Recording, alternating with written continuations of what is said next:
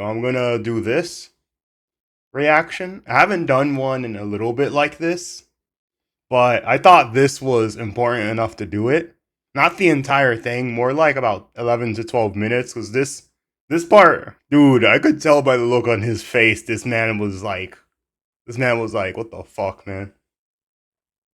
In 2016 with this Bernie Bros movement, where Bernie Bros. your followers are seeing they have a racism problem, a misogyny problem. Do you think that's a super PAC? Exactly. Basically, basically the Democrats turned on them because he was Hillary's biggest opponent. So what happened was, in order to get support away from him, the Democrats turned on him. So they wanted to get Hillary on the ballot instead, and they literally fucked him over in the election because of it. And oh my god, like for example, Joe Rogan, he used to be a Bernie Sanders supporter. Now he's a Trump supporter. There's a lot of people that got pissed off after what Hillary did. It depends. Some of them went back to Hillary, some of them went to Trump. But like that set a huge divide because that really, really hurt the Democrats in terms of basically telling people you have to pick Hillary, you don't have a choice. And the same thing happened with Biden, where I would say he was the best fit person, just his age was not there anymore. So because he was that old, I don't think he was there anymore to qualify for it. And then when Trump ran against Joe Biden, once again, they didn't have a choice. They chose Joe Biden. But then once they realized he couldn't do anything, then they picked Kamala Harris. Where it was like this string of events where the Democrats kind of were like, this is your only choice. This is all you got. You can't do anything else. And that really hurts a lot of the voter base because they basically decided who you voted for the last 3 elections. And it always was someone they picked. They picked Hillary, so they wanted her to win. They picked Joe Biden because they wanted him to win. They picked Joe Biden because they wanted him to win. He was too old, so then they picked Kamala because they wanted her to win. And I think the lack of letting people really vote for who they wanted to was a big part of hurting the Democratic Party. Because the Republicans, like, yes, they chose Trump the second and third year. But the thing is, Trump is so overwhelmingly popular, it makes sense. Whereas Joe Biden was never popular because he was Joe Biden. And Hillary Clinton, the same thing too. They were never popular because of that. They were popular solely because they weren't Trump. That was the main standpoint each of those 3 candidates had. Hillary is not Trump. Joe Biden is not Trump. Kamala Harris is not Trump. And then the problem becomes, okay, I get it. Your candidates are not Trump. What else do they have to put on the table besides they're not Trump? And then that's the problem I see, where they always put someone who's not Trump on the table, but they don't actually give you any reasons to vote for them on why they aren't Trump. Like, out of the 3, like, if I had to rank the 3 out of worst to best, Kamala is easily the worst. Hillary was the wife of Bill Clinton, so there's this weird thing where she might have been a good president, but she also had too much sketchy stuff on her to really trust that, by itself. So I guess it would be Kamala, Hillary, and Biden in my thing. But the thing is, they screwed over Bernie in that election. And that really hurt because it's like his own party was like, you're not worth it. Get out of here. And then they picked the losing candidate. So it was literally all for nothing. Back thing behind that? That was the Democratic establishment. Exactly. Oh, wow. Okay. That was just, they were sitting there. We had a lot of young people. We had people of color, and they create this kind of myth with the help of the corporate media and all that stuff. What's kind of interesting to that note is during this election, the podcast space, which the Democrats largely avoided, they feel had some influence in the election. Oh, yeah, that's true. It definitely did. Joe Rogan and Trump, JD Vance and Trump, that's a big reason why the election was won. As well as Elon Musk becoming a Trump supporter. Like, think about this. Elon Musk used to be a Democrat. Joe Rogan used to be a Democrat. There were a few other people, I forgot their names, but they all used to be Democrats. Then they became basically Republicans. How do you get someone who literally voted for Bernie Sanders to like Trump. It shouldn't make sense. It doesn't make sense, but somehow it did. So Joe Rogan went from a Bernie Sanders guy to a Donald Trump guy. And the main reason was simply because Kamala Harris, instead of going on his podcast and doing things the right way, she wanted to be pampered and spoiled with easy questions rather than the regular questions he would ask himself. So Joe Rogan obviously rejected it. Then he was using something for COVID, which was like an alternative medicine. And then they said he was using horse dewormer, and that shit got him pissed off. Where he literally saw the Democrats try to destroy his career, especially CNN, for him using an alternative medicine that wasn't recommended by Fauci, that actually worked for him. Because the whole thing of it was that it's used in order to get rid of bacteria and viruses and all that in humans and animals. But because they found that it also sometimes would be used for horse dewormer, they then cherry-picked that little thing and made it out like that was the main thing it was used for, rather than killing viruses and helping you in general. Then they made his filter green. And Joe Rogan is not a thing they should have messed with, because CNN is a giant corporate entity. They thought they had the world in the palm of their hands and they could have easily won. And they failed miserably to destroy Joe Rogan. Joe Rogan is not a company. Joe Rogan is a person. CNN is a mega corporation that's been there for like years of reputation. And they fucked it up going against one guy with a podcast. A podcast so big and so popular that people were willing to pay him millions of dollars just to have him specifically on their platform only. And CNN realized that they can't fuck with him. They can't fuck with Joe Rogan. He has too many fans. He has more viewership than CNN. He has more people that like him than CNN. He has more everything than CNN. And once they attacked him, that's when a lot of people realized that CNN is actually lying and doing bad stuff. And then that coupled with the fact that Kamala Harris never bothered showing up once to his thing and instead kept pushing it back and trying to force him to accommodate her to make it easier for her, literally goddamn screwed the whole Democratic Party over because of their own actions. They dug their own grave, they jumped into it, and then they were surprised that they literally lost.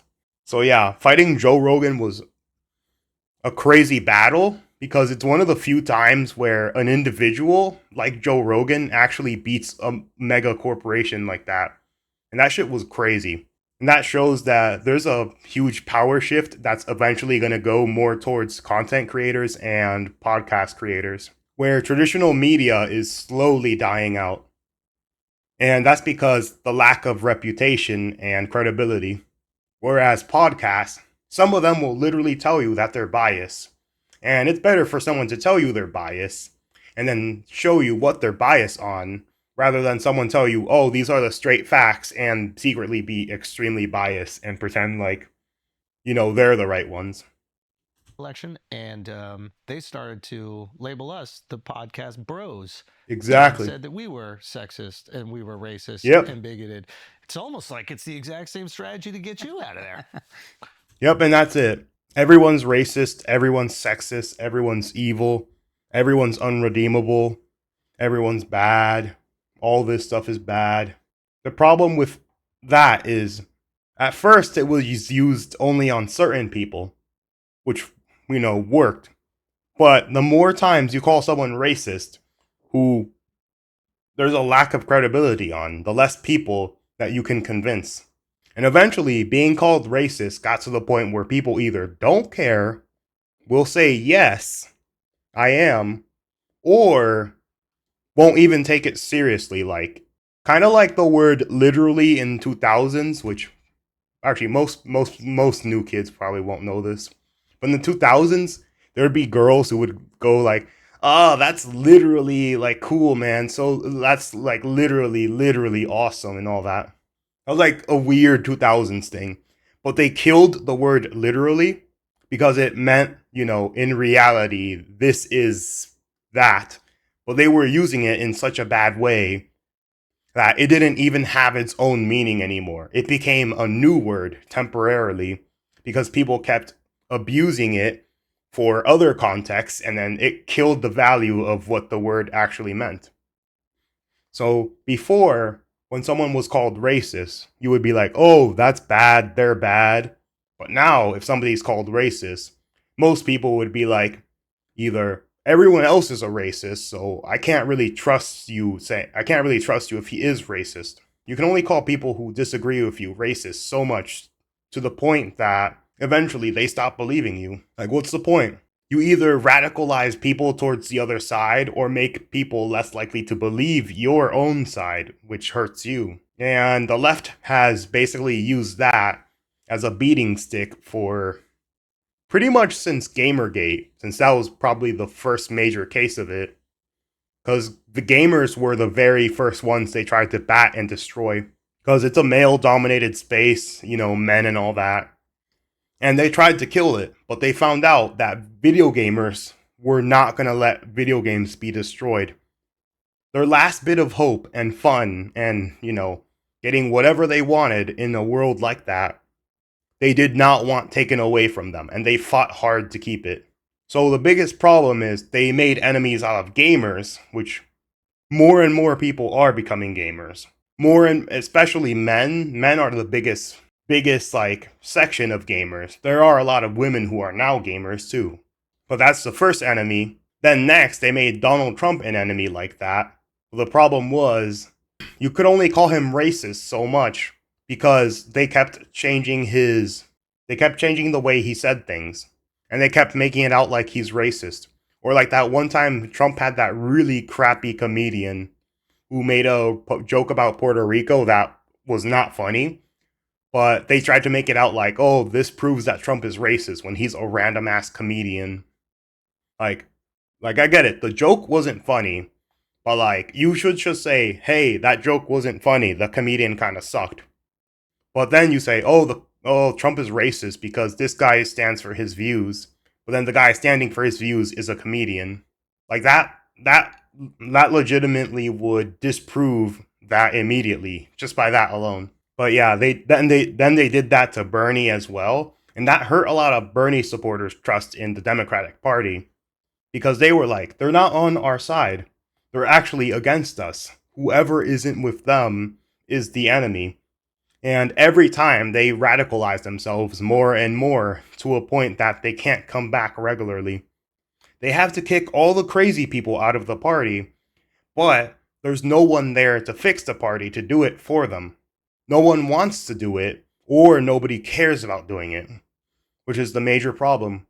When Trump came in, there was a lot of Republicans that were shitty. And what happened? The Trump supporters literally ran their asses out. Literally ran their asses out. Where a lot of old Republicans that were really shitty lost their positions because they didn't agree with Trump. Because the Republican Party revolutionized in order to fit Trump's agenda. And this isn't the first time it happened. It happened with Andrew Jackson and the Democrats. It happened with Abraham Lincoln and the Republicans. It's something that naturally does happen over time. But yeah, because the Democrats aren't willing to get rid of the crazy people. Because you don't need crazy people running the party. But they're too scared to say anything that they happily allow them run the party, thinking like they're the only people that matter. And that's the biggest problem with them right now. It's that they can't stop it because they're too scared to stop it. And if they do try to stop it, they'll be kicked out of their own party, which means the only choice is to become Republican. And Republicans are actually accepting a lot of these people. People that are normally not conservative are being accepted into Republican Party, just like that. Like most people that would be considered Democrats during Obama's term, a lot of them are now going to be considered Republicans, just because Barack Obama liked deporting people, just like Trump liked deporting people, like things like that. Yeah, that's what the liberal elite China does. They run away. Look, again,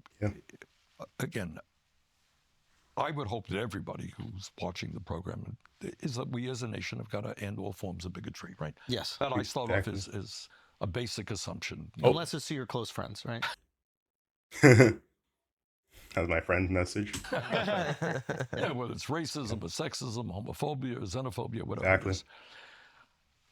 But, and, liberal Democrats talk about that all the time.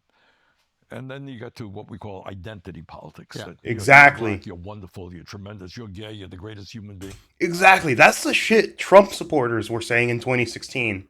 And this is Bernie Sanders, a guy who is a Democrat saying it now. Like, he's tired of this shit as well. Yeah. Because at least my opinion on Bernie Sanders was I don't think he would have made a good president, but he did point out a lot of things that really should have been taken into account, such as housing, prices going up, all that stuff. He was talking about it. Even though I don't think his was the right solution, I think him just talking about it was a good step.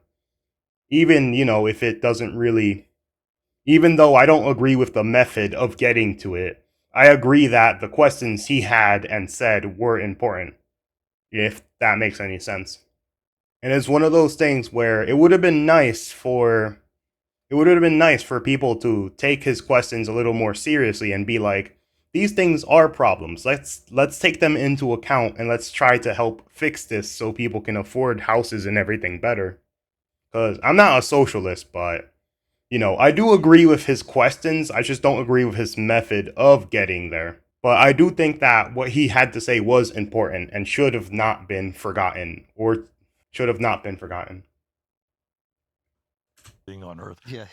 and rather than say, what do you stand for?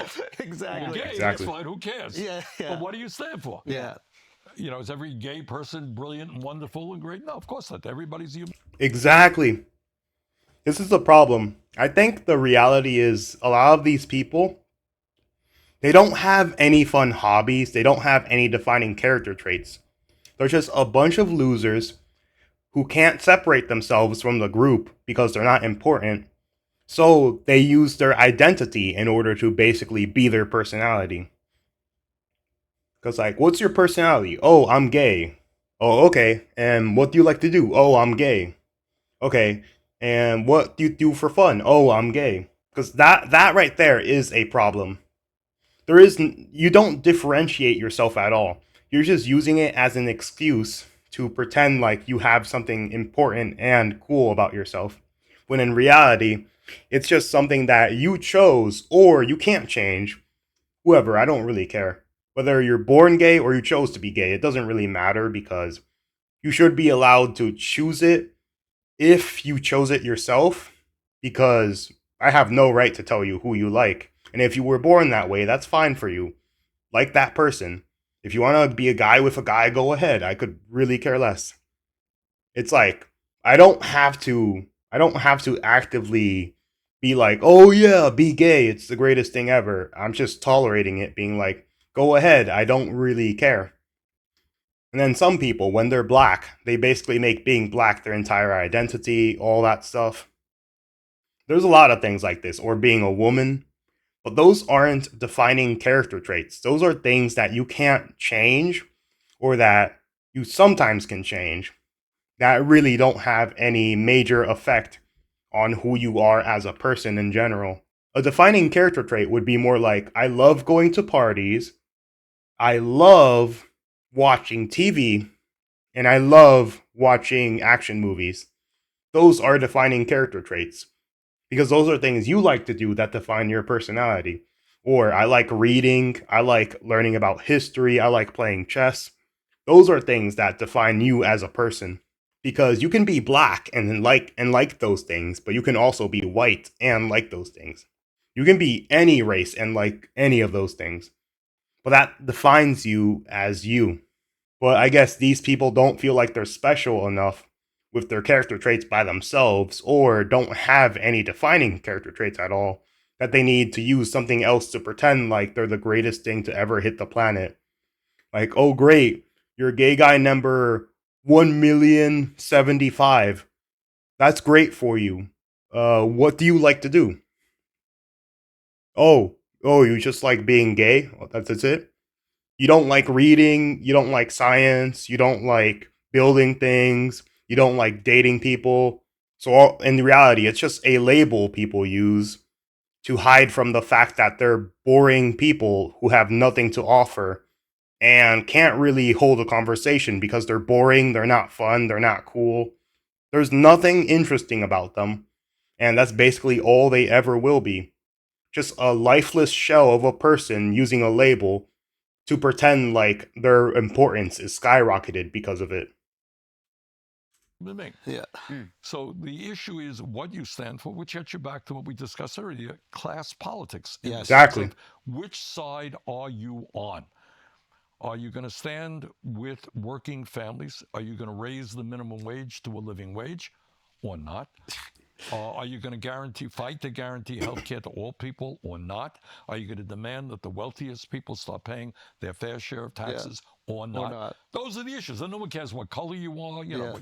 Oh yeah, like those questions, I believe those are fair questions to ask. Like I believe those are fair questions to ask.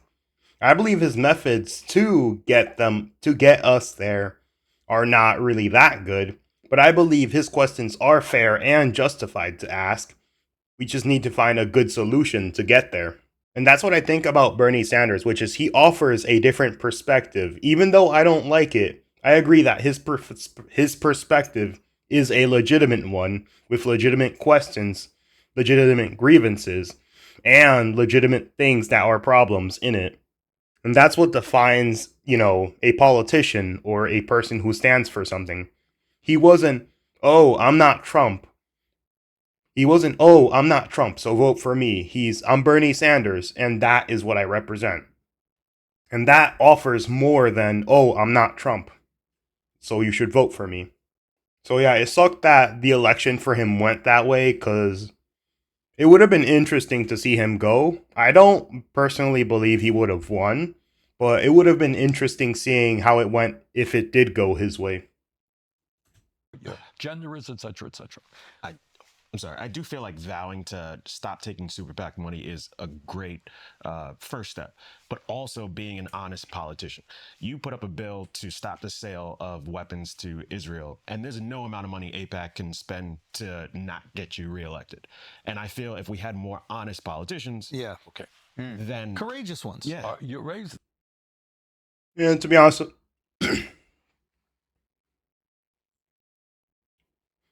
honest, for me, that depends. Because, at least to me, that depends. If we sell weapons to a country, it's not our responsibility what they do with those weapons. It's like if you buy a gun, just because that person uses it for something bad, it doesn't mean you're responsible for what they did with the gun. I believe it's more of if our country does it, it's fine, but then we shouldn't be responsible for what they do with them. I do think the only really... This is a very this is a good discussion.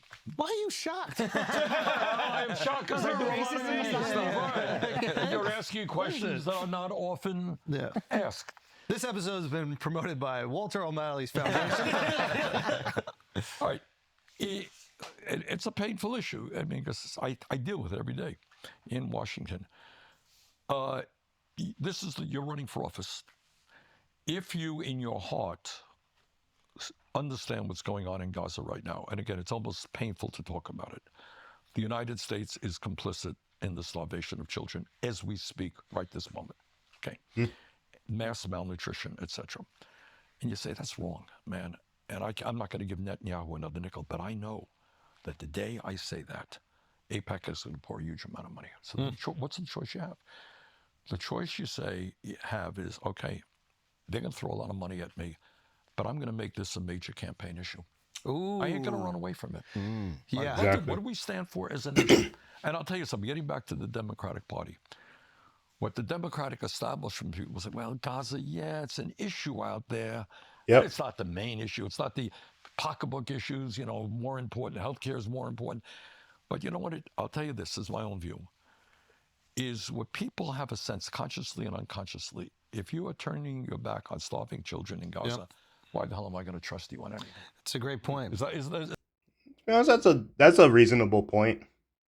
I'll take this from face value, mostly because I'm not too well versed in it. So I would rather not say anything rather than say something and, not know what I'm saying. Is that a fair point? I think it's a very fair point. I think if you turn your back on starvation in general, especially if you're complicit in it, I think that's where a lot of, Right. at least voters feel like there is some sort of separation. And if you make them realize that there isn't, right? If we are protecting or funding That's or rewarding this in any way, You got it. then you are complicit. But I think voters feel Yeah. like they're too derivative from it. They're like, oh, well, that's not exactly what I'm voting for. And I do think, not to undermine those other issues, but like I do think the kitchen table issues, or I think those are incredibly important. And I think the more that people are struggling internally in our country, the less of a concern we have externally. Oh, to be honest, that makes sense. I think he's talking about isolationism, where basically before we were only worried about ourselves rather than other countries. And to be honest, I kind of like isolationism to a certain extent because I would personally rather deal with our problems here rather than fixing everyone else's problem. Like, if the people in China are suffering, the reality is it's China's responsibility to fix that. It's not ours because China, as a government, basically agreed that they're going to be responsible for making sure their citizens are safe. And if they're not doing that properly, it's not in our jurisdiction to force them to do it for them or to really do all that stuff for them. Like, it may sound like a bad thing, but the reality is, if we're Americans, I believe we should help ourselves first. And once we get all the issues we have in here fixed, then we should be fine with helping the rest of the world. Because what I think this is the equivalent of you being middle class, the verge of bankruptcy, but you're helping someone poorer than you, which is nice, but you're also on the verge of bankruptcy yourself. So, if you keep helping them, you're not making your situation better. It's one of those things where it sucks for both of you, but I would rather the structure of my house completely set before I decide to help somebody else. So it is a tough balance. If you make your entire campaign about Gaza, the people in whatever small area that you represent will go, "Hey, listen, that's horrible what's happening over here, You're right. You're but we're exactly struggling too. So don't forget about Mhm. You us." got it. You got it right. So how do you balance those two? Well, that's what politics is about. I mean, you Yep. make I feel it- like you've done it well. I feel like you talk way more about internal issues I do. than external ones. I do. And And to be honest, that's really how it should be. Because if you talk about Chinese issues all the time and you're running for president instead of American issues, like, I don't, how many American people would really vote for you saying, "Oh, let's do this," when in reality, it's you're basically saying, "I'm not going to help you guys. I'm going to help them." And you guys are basically the second act in your own country rather than the first and main priority because our government is made to protect our people. And anything else after that is more like charity or being nice rather than we should be forced to do it just because we're the big strong guy in the planet and everyone, is scared of us or whatever. Gaza then becomes a moral issue that you cannot run away from. Right. But at the end of the day, we have to ask ourselves, why are we where we are? And it's a funny thing, I was talking to my staff when we were driving in today and reviewing, there was I think it was Pew, P-E-W, they do these The studies. polls? Yeah, they do things. And they asked the question, I may be a little bit wrong here, but they said they do it, and they say, are you better off today than somebody in your situation, middle class, whatever you are, were 40 years ago? Oh, the answer to that is most cases no. I would say there's some cases where some people are, but in most cases it would be no. I would say probably 80 to 90% of most cases it would be no, whereas 10 to 20% might be yes or might be equal. And that's my personal opinion on it. That's the question. Yeah. What do you think the answer was? This is an insane statistic. I've seen this research. They're like that people are making inflation adjusted the same wage that they were making 50 years ago. I don't mean that. I don't even mean statistically. I'm It's going actually beyond that. emotionally. Are you better off than somebody? How do you in your feel? Do position you think 40 years ago? somebody in No. your condition well, was living better 40 years ago, or are you living better today? The problem is they were living better. Because if you think about it, they bought a house, they bought a car, they had a wife, they had like 2 or 3 kids. And all they ever had was one job to fulfill all of that for them. Whereas now most people need 2, sometimes 3 jobs to really even hold up one house. And that's not including other things like car, healthcare, all that extra stuff. That's just rent alone. So in most cases, you really now need a roommate to share a place with because it's too expensive renting pretty much everywhere. And this is a legitimate concern that he has that I think shouldn't be ignored. I think the average person would say no. That's right. And that's an astonishing. Overwhelmingly. All right. So Yep, all right. completely Let's go through agree. the economics of it, and then we'll go through the broader issue. Economics. This is an amazing fact. And again, it's something that people don't talk about because you got a lot of the Republicans want to make change. It's almost always the wrong kind of change. And the Democrats want to maintain the status quo, which is unsustainable. Yeah. Really? I don't think so. I think it was the opposite, where the Republicans, at least from 2000, at least from the early 2000s, were status quo, while Democrats made changes, but the changes were always, getting more and more radical as things went on. Like gay marriage is fine, but then, gay pride event where people are allowed to be naked in front of children. That's just weird. That's just weird and shouldn't be allowed because those are kids there. Or forcing kids to change their gender because you want them to, but they're not 18, so they legitimately don't have the mental capacity to do it themselves. If you are a parent and you give your child alcohol and they're not 21, do you think the police is gonna be like, oh, makes sense, have a good day? No, they're gonna arrest your fucking ass and take your child away from you. That's what they're gonna do. So why should transgender be any different? It should be the same, where the child is able to decide it for themselves at 18, rather than be forced to deal with it just because their parents were like, oh, let's do it, it's cool. Because that's not child abuse. That's giving your child enough time to prepare if they truly want that. Because a 5-year-old might say he wants to be a girl 1 minute, and then 10 minutes later, he'll be like, I want to be a dinosaur, a dolphin, and all that. Like, kids are stupid, and that's how they're supposed to be. They're supposed to learn over time. They're not supposed to make life-altering decisions at 5. Because, like, what if one kid is like, oh, I want to go to Vietnam, and he's 6 years old. Do you send him off to Vietnam when he's 6 years old? The answer is no. The answer is you wait till he's 18, and if he still wants to go to Vietnam, you send him to Vietnam.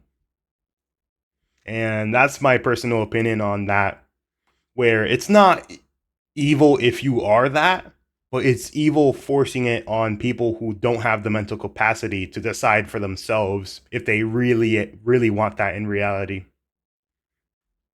That's the choices that people have. Yeah. All right. But sometimes, if the status quo is horrible, any change looks better. And I think Which is why Donald Trump is the president. That's a very legitimate critique, which is that sometimes it's just things seem so bad that something that might not be great looks amazing otherwise. I'd say that doesn't really apply to Trump because I think he's great overall. I think he's better for the country than worse.